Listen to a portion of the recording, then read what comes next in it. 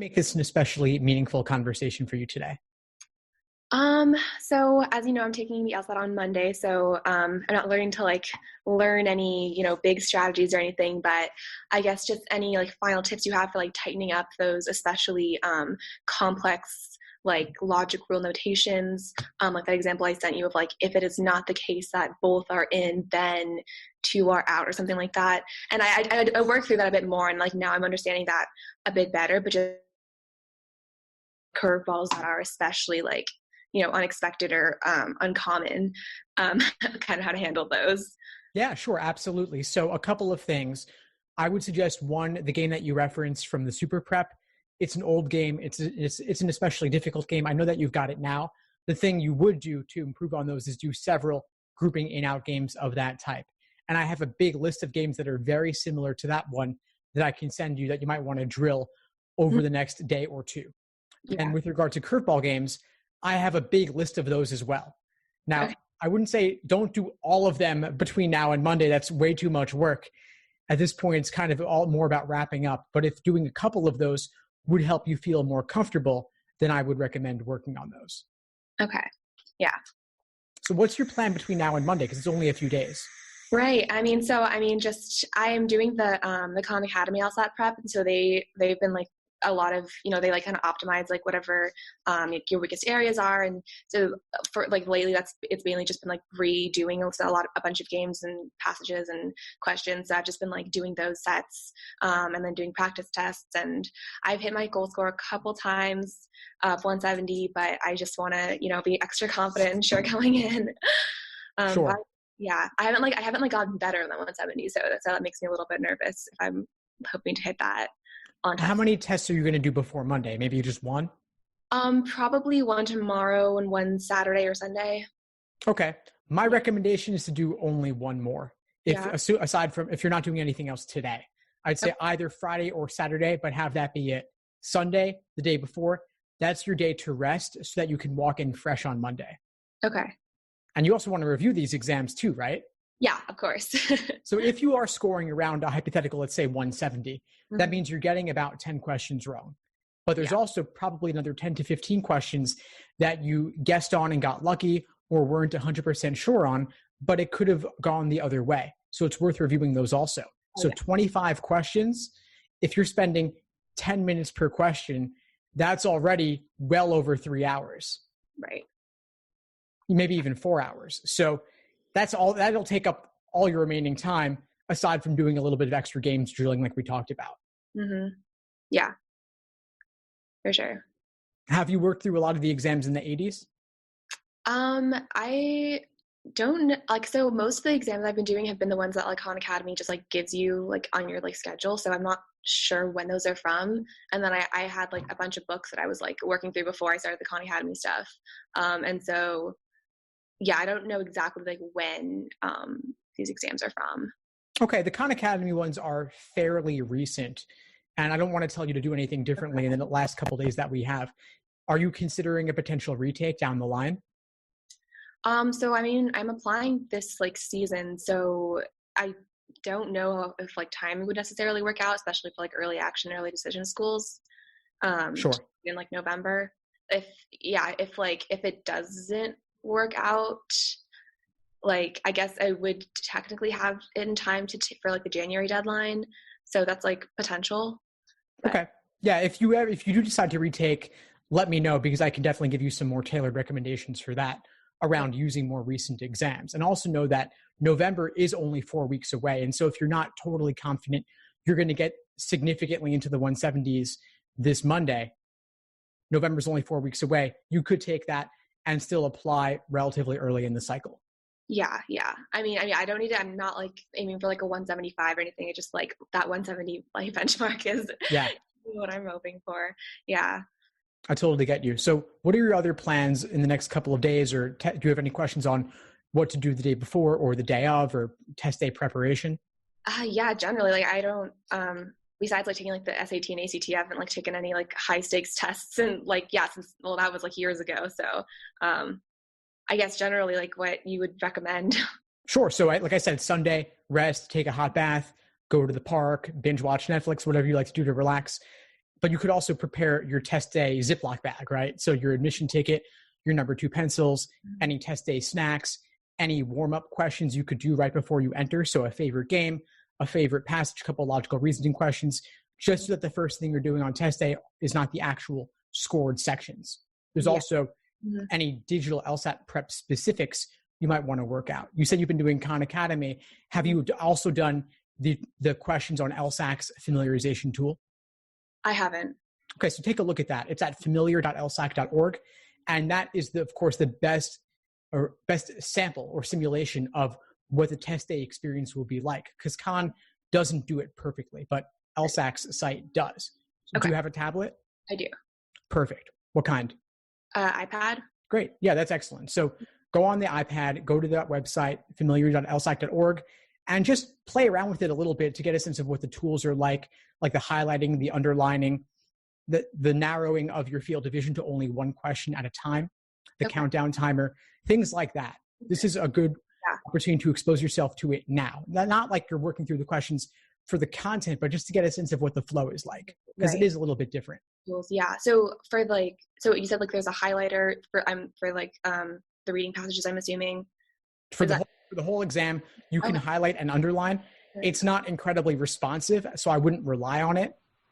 Okay. You do get a booklet of scratch paper, so you could do all your work on the side. And that's really what I would focus on in terms of any kind of notations. Right. And you don't it's all with your finger, right? So you'd be highlighting with your finger and underlining. Yeah, they give you a stylus, but it's not that great. So I would use your finger instead.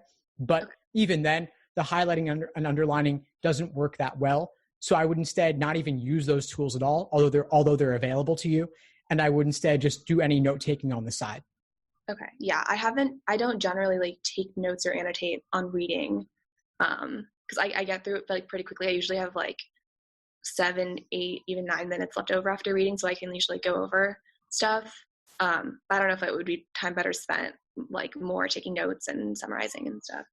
You might do a little bit of light note taking, but I find the students who do the best on reading comp tend to mark very little or not at all, because it takes time to write things down.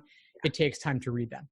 Yeah, I know. I think that's reading comp is where I have the smallest budget for I want to go minus 1 or 2 on that.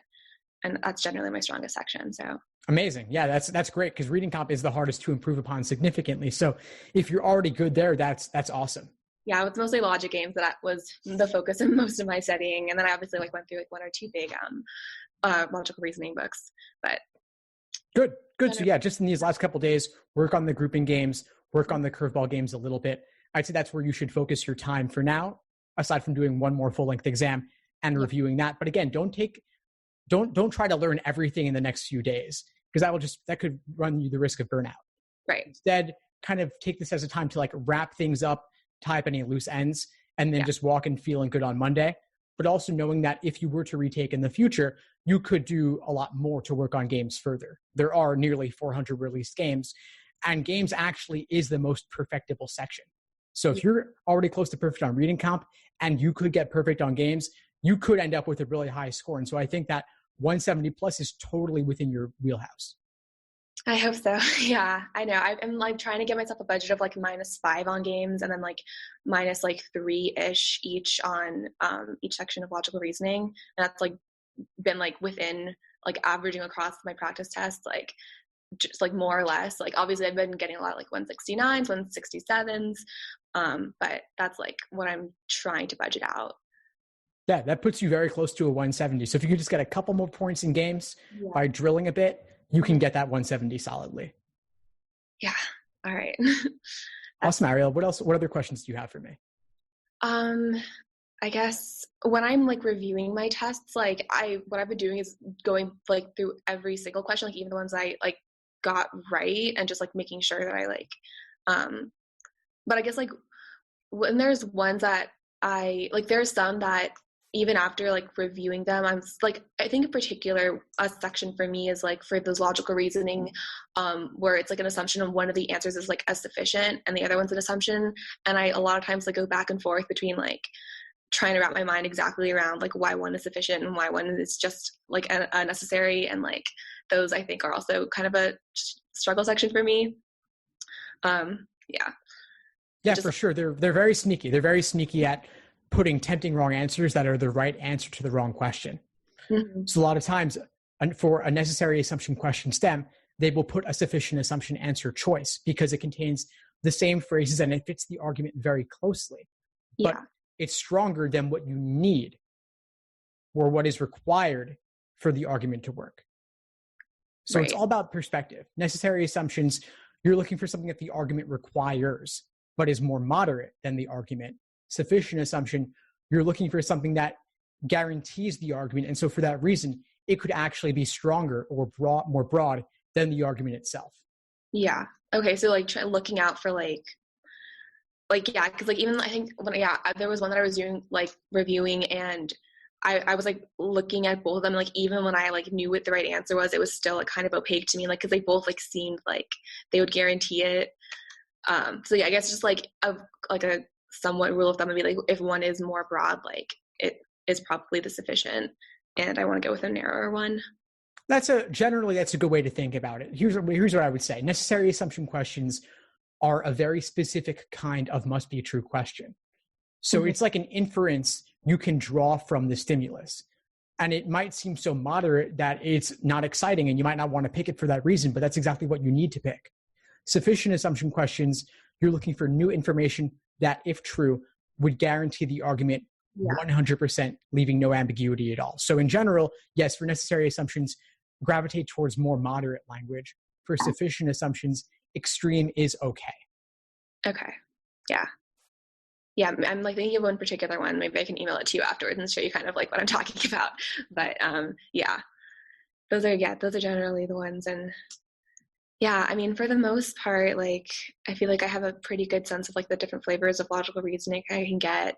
Like nothing's really thrown me off in a while. But yeah, some of them are just the ones that are almost like mini logic games that have like a setup of logic, and it's like match the reasoning or like what must be true because of it. Like I do diagram those sometimes. And is that like a good use of my time generally?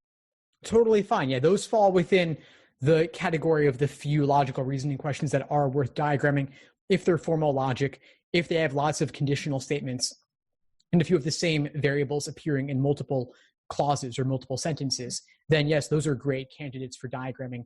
It's usually sufficient assumption, parallel reasoning, and must be true. Those are the cases where sometimes it will be worth diagramming. And so you'll do that on your scratch paper to the side as simply as possible.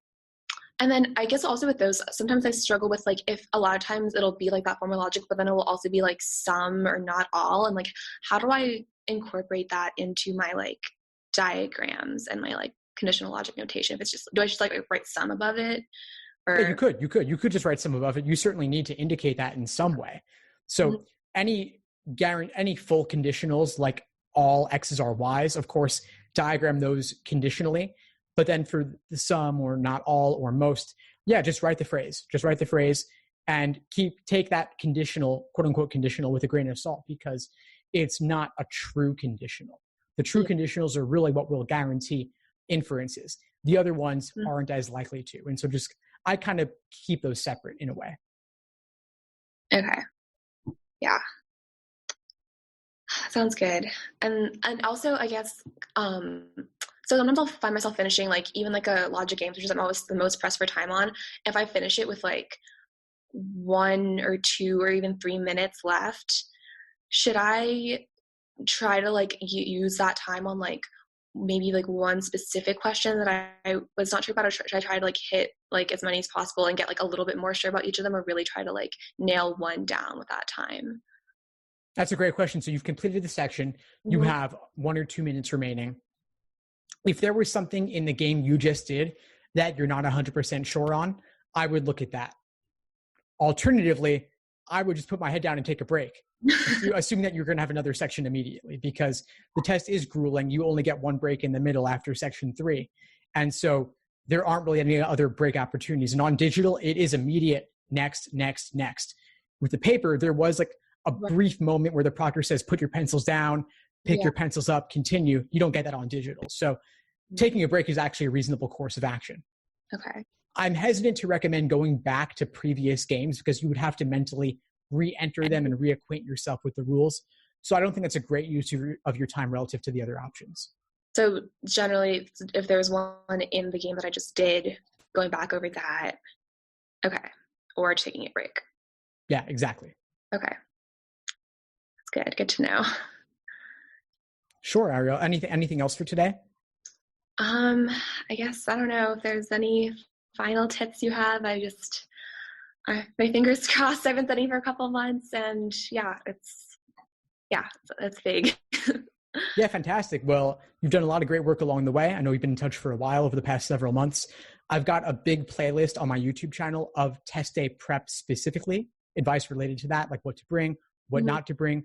So I would suggest taking a look at that, and I'll send you the link to that playlist. You can check it out in case it answers any questions you might not have even thought to ask.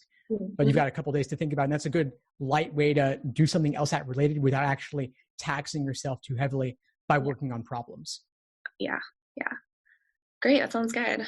Great. Well, it's been great to connect with you. What would you say is the biggest insight you got from our call today? I think most actionable, useful is what to do with those extra couple minutes if and when I have them. And generally also just how I should pace myself over these next 3 days and not to take 2 practice tests, which I'll definitely do. Fantastic. All right. Well, again, I'm glad we connected. Please keep in touch and let me know how it goes for you on Monday. Yeah, great. I will. Thanks. Thanks for tuning into the show. Please subscribe if you haven't done so already to be notified of new episodes as I release them. And feel free to reach out if you need anything at all as you move forward with your prep. I'm happy to help however I can. In the meantime, I'll wish you all the best and take care.